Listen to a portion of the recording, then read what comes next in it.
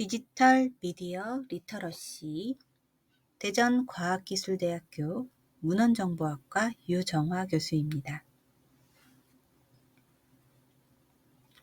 스마트폰의 적절한 활용은 우리의 생활을 편리하고 윤택하게 해줍니다.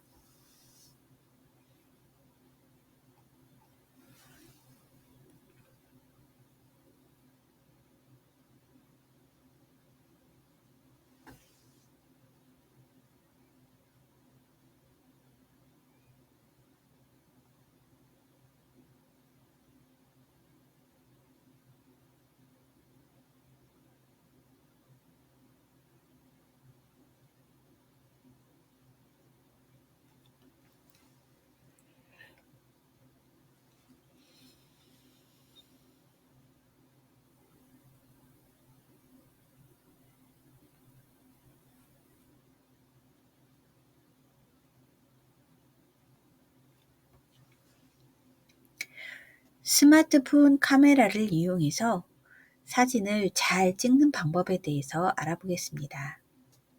많은 사람들이 이미 알고 있듯이 사진을 잘 찍기 위해서는 빛을 이용해야 합니다. 밝은 곳에서는 그림자가 생기지 않고 피사체가 선명하게 찍히는데요. 이렇듯 적절한 조명을 선택해야 하고요. 어두운 곳에서는 카메라의 노출값을 조절해서 밝게 촬영을 할 수도 있지만 노이즈가 발생해서 사진의 질이 조금 떨어져 보이는 단점이 있습니다. 따라서 빛이 밝은 곳에서 찍을 수 없다면 적절한 조명을 준비해서 밝혀주는 것이 필요합니다. 두 번째는 카메라 설정인데요.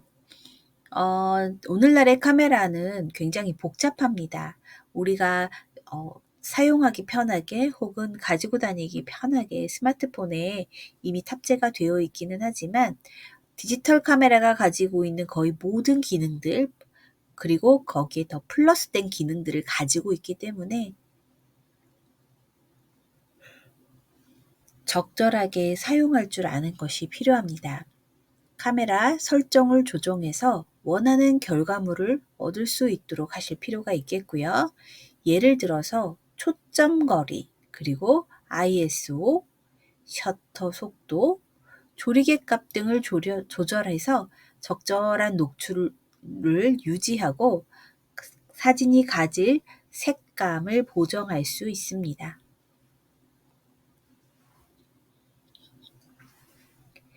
그리고 피사체를 어떻게 배치하느냐에 따라서 더 멋진 사진을 찍을 수 있는데요. 인물의 사진 같은 경우는 인물의 위치나 자세 등을 고려해서 구도를 결정해야 합니다. 풍경 사진의 경우 수평과 수직을 맞추어 전체적인 안정감을 가질 수 있도록 찍어야 하고요.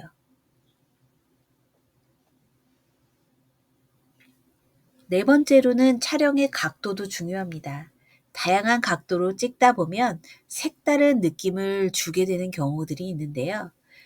예를 들어서 위에서 내려다보는 로우샷이나 아래서 올려다보는 하이샷 등을 활용해 볼 수 있습니다. 필터를 적용하는 것도 또 다른 분위기를 연출하는 데 도움을 줄 수가 있는데요.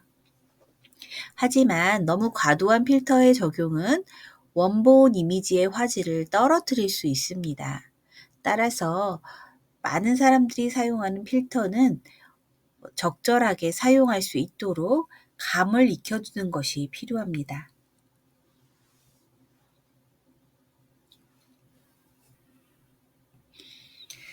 스마트폰 카메라가 가지고 있는 다양한 기능들이 있는데요. 그 중에서도 몇 가지만 한번 살펴보려고 하고요. 적어도 이것 정도는 체크해 두었다가 사용하실 수 있도록 하는 것이 필요하겠어서 몇 가지만 골라보았습니다.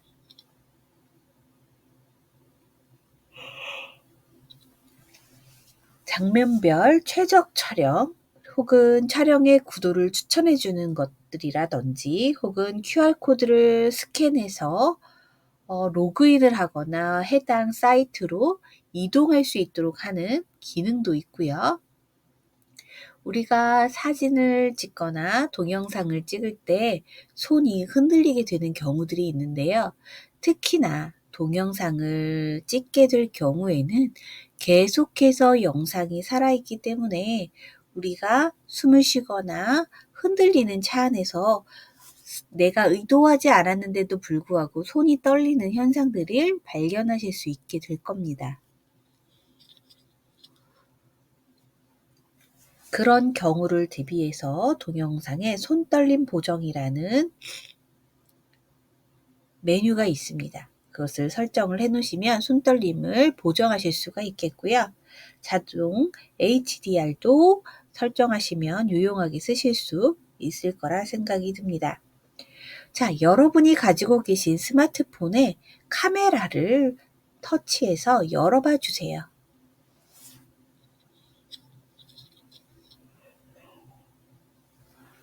이미 스마트폰 카메라를 이용해서 많은 사진들을 찍고 계셨을 텐데요. 오늘 저와 함께 어떤 기능들이 있는지, 그리고 어떤 기능들을 열어두는 것이 좋은지 한번 확인해 보도록 하겠습니다.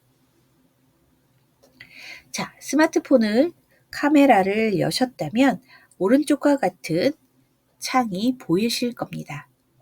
자, 가운데에 보시면 하얀 동그라미가 있는데요.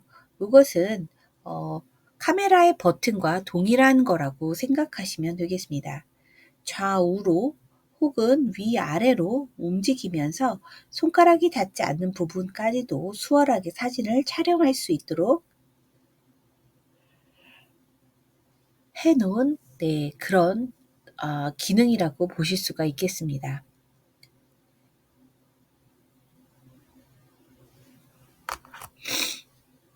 네, 11시 방향에 톱니바퀴 모양으로 되어 있는 설정이 있을 텐데요. 이 설정을 한번 눌러봐 주시겠어요?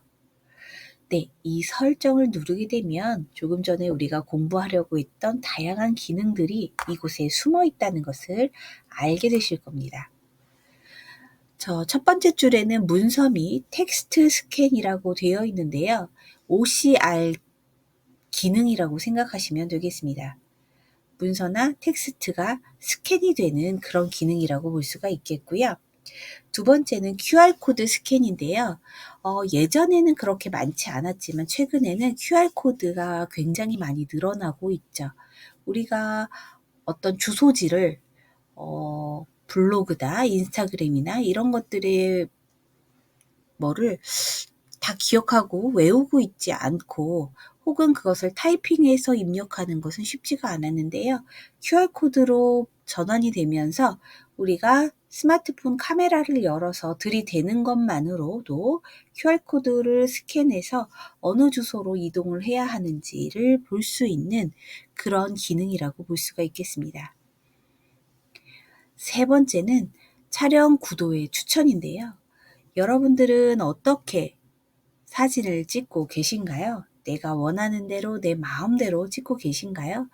혹시 여러분들이 찍은 사진이 그렇게 멋지지 않고 뭔가 부족한 것 같다라고 느껴지신다면 촬영 구도 추천을 활성화시키셔서 거기에 맞는 추천을 받아서 사진들을 찍으시면 어떨까 싶습니다. 굉장히 좋은 기능이고 우리가 써먹어 봄직한 기능들입니다. 그래서 위에 3칸 다 열어서 파란 색깔이 보이도록 해주시면 좋을 것 같습니다. 자, 이번에는 조금 넘어서 밑에서 위로 한번 쭉 올려보세요. 리스트가 굉장히 깁니다. 네. 자, 여기 보시면 자동 FPS라고 되어 있는 부분이 있는데요. 요거는 프레임, 1초당 프레임이 몇 컷 들어가 있는지를 물어보는 그런 질문이라고 보실 수가 있겠습니다. 일반적인 영화는요, 1초당 30개의 프레임이 진행이 돼서 동영상처럼 보여지는 겁니다.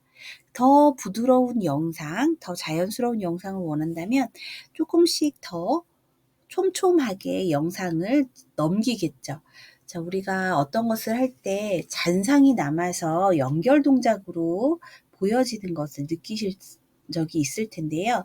그것처럼 사진들의 사이사이를 우리가 연상작용에 의해서 혹은 착시 현상에 의해서 움직이는 것 같이 느끼도록 하기 위해서는 적어도 30프레임, 많게는 60프레임까지 모아서 동영상을 만들곤 하고 있다 라고 알고 계시면 되겠습니다. 또 앞에서 설명을 한 번 더 드렸었는데요. 동영상을 찍을 때 손떨림을 자동 보정하게끔 하는 동영상 손떨림 보정 부분도 이 카메라의 설정 부분에 숨겨져 있습니다. 그래서 여러분들이 카메라로 무언가를 하고자 한다 라고 하시면 동영상 손떨림 보정을 파란색 버튼이 들어오도록 활성화시켜 주실 것을 추천을 드립니다.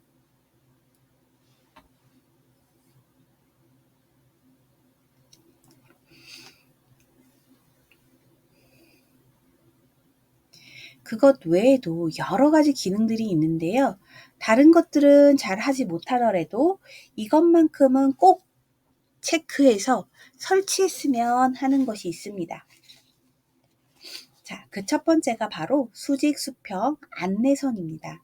우리는 사진을 찍을 때 반드시 서서 사진을 찍고 있다라고 생각하지만 상황과 위치에 따라서 우리가 찍은 사진들이 수직과 수평이 맞지 않아 조금 부자연스럽다거나 어설픈 사진을 갖게 되는 경우들이 있습니다. 여러분이 수직과 수평 안내선을 열어서 사진을 찍을 때 지평선이나 혹은 저 바닷가의 수평선을 기준으로 놓고 반듯한지 아닌지를 확인하실 수가 있겠고요. 또 한 가지 더, 나무의 기둥이나 혹은 건물의 세로면을 이용해서 수직도 맞추실 수 있습니다. 이렇듯 수직과 수평이 잘 맞아 떨어지면 전체적으로 안정감을 갖는 사진이 완성이 되는데요. 이 버튼을 한번 활용해 보시는 걸 추천을 드리고요. 아래쪽으로 내려가시면 촬영 방법이 있습니다. 우리가 항상 스마트폰을 버튼을 눌러서 찰칵찰칵 찍는 것이 아니라 때에 따라서는요. 여러 사람과 찍을 경우도 있고요. 혹은 셀카봉을 이용해서 자기 자신을 찍기 위해서 멀리서 찍으면 본인이 얼굴이 작게 보일 거 아닙니까? 그런 기능들을 이용하기 위해서 찍는 그런 방법들을 할 때 우리가 휴대폰에 직접 손가락을 대기는 굉장히 어렵거든요. 자, 그래서 몇 가지 촬영하는 방법들이 있습니다. 자, 첫 번째는요, 소리를 좀 키우셔야 돼요. 왜냐하면 음성으로 명령을 내릴 거기 때문입니다. 자, 음성 명령은 여러 가지 단어들을 이용해서 내리실 수가 있는데요. 스마일, 김치, 혹은 촬영, 혹은 찰칵이라고 이야기하면 스마트폰이 알아서 사진을 찍어줍니다. 자, 몇 초를 기다려서 사진을 찍을 것인지는 이따가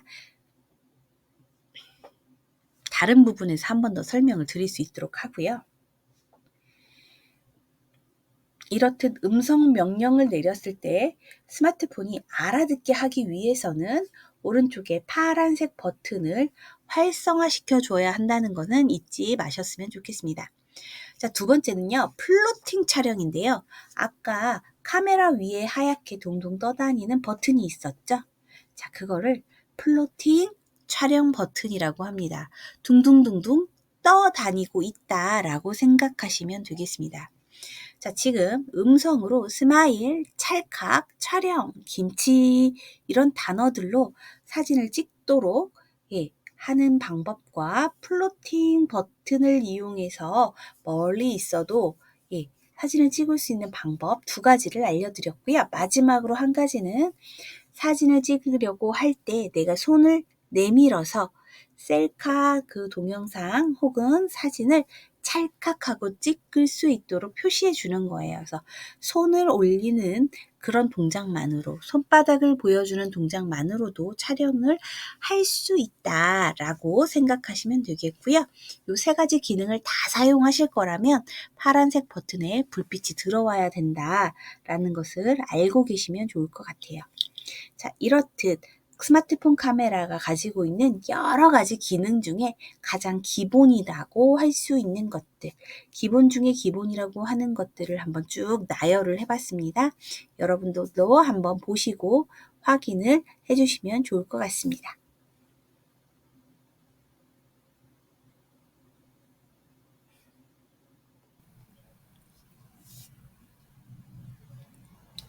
네, 스마트폰 카메라 촬영의 기초 파트를 좀 이야기해 보려고 합니다. 스마트폰은 카메라가 앞면에도 렌즈가 있고요. 이 후면에도 렌즈가 있습니다. 그래서 우리가 일반적으로 사진을 찍을 때는 후면 카메라를 이용해서 사진을 찍게 되는데요. 후면 카메라가 전면 카메라보다 훨씬 더 화질이 좋습니다. 그리고 우리가 카메라를 찍으려고 할 때는요, 일단 카메라에 렌즈를 한번 닦아주시는 게 좋습니다. 아무거나 닦지 마시고요. 가지고 계신 안경 닦기라든지 혹은 면 재질로 되어 있는 것들을 이용하시면 좋겠고요. 렌즈가 굉장히 사진에 많은 것을 좌우합니다. 하지만 우리가 주머니에 넣고 빼고 가방 속에서 뒤적이다 보면 우리 손에 있는 이물질이 묻는다거나 끈적거리는 것들이 묻게 되면 카메라가 아무리 성능이 좋고 아무리 비싼 카메라일지라도 화면이 깔끔하게 예쁘게 나올 수는 없겠죠. 그래서 꼭 사진을 찍기 전에 카메라 렌즈를 닦는 습관을 갖도록 해야겠습니다. 그 다음에요. 흔들리지 않는 자세를 만드는 게 필요합니다. 일단 우리가 사진을 찍고자 할 때는 삼각대를 이용해서 안정적으로 위치를 잡아놓고 사진을 찍었었는데요. 스마트폰을 가지고 다니면서부터는 삼각대를 별도로 이용하지 않습니다. 왜? 언제든지 어디서나 찍을 수 있도록 주머니에 넣고 다니는 스마트폰이기 때문에 별도의 삼각대를 챙겨서 다닌다는 것은 굉장히 불편하고 네, 맞아요. 번거로운 일이지요. 그러다 보니 삼각대를 사용하지 않은 채로 그냥 서 있는 상태로, 앉아 있는 상태로 내 자세에서 사진을 찍기 마련인데요. 사진을 찍을 때는 삼각대는 없지만 삼각대가 있는 것 같은 자세를 유지해 주시는 게 필요합니다. 흔들리지 않는 자세를 유지할 수 있도록 해 주시면 좋겠죠. 그래서 한 손으로 스마트폰을 찍다 보면 내가 손가락으로 스마트폰을 누르는 사이에 전화기, 그 스마트폰도 같이 눌리면서 흔들린다든지 아니면 내가 어정쩡한 자세로 무게중심이 한쪽으로 쏠려서 흔들린다든지 하는 경우들이 생길 수 있습니다. 그럼 우리는 어떻게 해야 할까요? 네, 맞습니다. 두 다리를 어깨 너비만큼 벌려서 내가 어지간한 자세에서는 흔들리지 않도록 무게중심을 잘 잡아주시는 게 필요하고요. 스마트폰도 한 손으로만 잡는 것이 아니라 양손으로 스마트폰을 잡고 사진을 찍도록 하는 것이 필요합니다. 또한 스마트폰을 터치하려는 손보다는 반대편 손에 더 힘을 실어서 스마트폰이 터치를 할 때 흔들리지 않도록 해주실 필요가 있겠죠. 또한 팔의 위치도 겨드랑이 쪽에서 떨어져 있으면 아무래도 흔들리기 쉽습니다. 가능하면 겨드랑이를 양옆으로 붙이고 스마트폰을 잡으시면 조금 더 안정적인 자세를 만드실 수 있습니다. 아마 지금 해보고 계신 분들도 계실 텐데요. 실제로 한번 해보시는 것과 그렇지 않은 것은 굉장히 큰 차이가 있습니다. 여러분들이 기회가 되신다면 한번 자세를 만들어 보시기 바랍니다. 그리고 수평 구도 맞추기인데요. 이 수평 구도를 맞추는 것은 내가 기본적으로 어느 정도로 사진을 찍어도 기본은 가지고 간다라고 생각하실 수 있으세요. 앞전에 수직 수평 안내선이라는 메뉴를 제가 소개를 시켜드렸어요. 이 메뉴를 열면 가로선으로 2개, 세로선으로 2개 안내 그리드가 나옵니다. 이 안내 그리드를 이용해서 스마트폰에 수직과 수평을 맞추실 수 있는데요. 수평은 지평선이나 저기 바다 끝에 있는 수평선 혹은 건물의 가로선을 맞추시는 데 사용하시면 되고요. 반대로 수직선은 건물이 기둥이나 벽 혹은 나무나 가로등 같은 여러 가지 수직적인 도구들이 있어요. 그거에 맞춰서 사진을 찍으시면 내가 지금 서 있는 자리가 비탈길이거나 계단에 있더라고 하더라도 조금 더 구도를 맞추시는데 좀 수월하게 진행이 되실 거라고 생각이 됩니다. 기본 구도는 중앙에다가 사물을 놓고 혹은 피사체를 놓고 찍게 되는데요. 이미지 속에 어느 정도의 여백을 만들 것인지를 계산하시면서 찍으시면 좋겠습니다. 또한 황금 비율로 배치를 해주시면 좋은데요. 이 황금 비율에 대한 이야기는 조금 더 깊이가 있는 이야기여서 다음에 기회가 되면 다시 한번 설명드릴 수 있도록 하겠습니다. 자, 스마트폰 카메라 촬영에 대한 몇 가지를 알아보았는데요. 이 중에서 몇 가지를 실천하고 계신가요? 혹은 몇 가지 정도 알고 계셨나요? 아마 많은 분들이 많은 부분에 있어서 알고는 있었는데 실천하지 못했네 라고 무릎을 탁 하고 치실지도 모르겠습니다. 우리는 이미 알고 있지만 실천하지 못하는 것들 이번 기회에 한번 차근차근 밟아가면서 실천해 보도록 해 봅시다. 자, 스마트폰 카메라 촬영의 기초 2번째 타임입니다.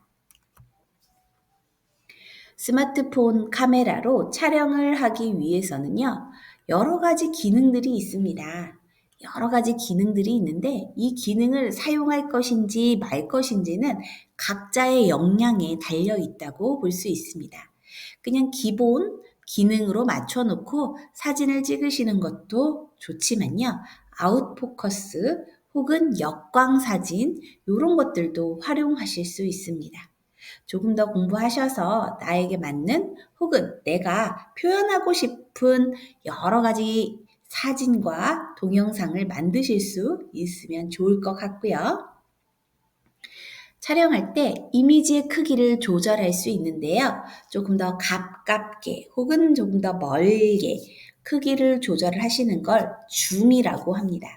줌을 이용해서 내가 사람의 얼굴을 조금 더 부각시킨다거나 아니면 전체적인 배경을 더 넓게 광각으로 찍는다거나 이런 것들이 가능합니다. 또 카메라의 셔터를 살짝 누르는 것만으로 초점을 맞춰주는 기능이 있습니다. 자동으로 초점을 맞춰줘서 내 카메라에 사람의 얼굴에 초점을 맞출 것인지 아니면 앞 사람의 초점을 맞출 것인지 뒤에 있는 사람에게 초점을 맞출 것인지 초점을 맞춰주는 기능도 있고요. 상황별로 혹은 어느 곳에다가 올릴 사진이냐에 따라서 다양한 SNS에 따라서 사진의 비율이 달라질 수 있습니다. 유튜브에서 보게 되는 사진은 16대 9로 찍으실 수가 있겠고요. 오히려 릴스나 쇼츠처럼 길쭉하게 세로가 긴 그런 영상은 9대 16으로 찍기도 합니다. 그 밖에 4대 3이나 1대 1로 인스타그램이나 페이스북에 올리는 사진들을 찍기도 합니다. 여러분은 어떤 용도로 사용하실 목적이신지에 맞춰서 사진을 찍을 비율을 확인하시면 되겠습니다. 이처럼 카메라의 기본 설정 세팅들을 해보는 과정들을 겪으실 건데요. 처음에는 어렵고 복잡하고 힘들다고 느껴지실 수 있어요. 하지만 한번 세팅해 두시면 조금 더 편리한 방법으로 내가 사진을 찍을 수 있고요. 더 많은 사진을 찍어서 나의 감각을 높이는 과정이 될 거다라고 저는 생각합니다. 왜냐하면 스마트폰으로는 아무리 많은 사진을 찍어도 내가 필요하지 않으면 그냥 삭제해 버리면 되기 때문에 절대로 별도의 비용이 들거나 하지는 않습니다. 만약에 여러분들이 여러분들의 사진을 기억으로 남기고 싶다면 오늘도 몇 장의 사진을 찍을 것인지 한번 계획을 세워서 계속적으로 사진을 찍는 활동들을 진행해 보시기 바랍니다. 자, 이번에 퀴즈 나가겠습니다. 자, 여러 가지 답들이 있는데요. 자, 여러분들도 잘 알고 계실 거라고 믿습니다. 자신의 얼굴을 찍는 사진 기법을 일컫는 말, 뭘까요? 스스로 자신의 얼굴을 찍는 사진 기법입니다. 1번 셀카, 2번 전신샷, 3번 클로즈업 샷. 이렇게 세 가지인데요. 자, 여러분은 몇 번을 선택하셨나요? 번호를 과제방에 남겨주시면 되겠습니다. 네, 수고 많으셨습니다.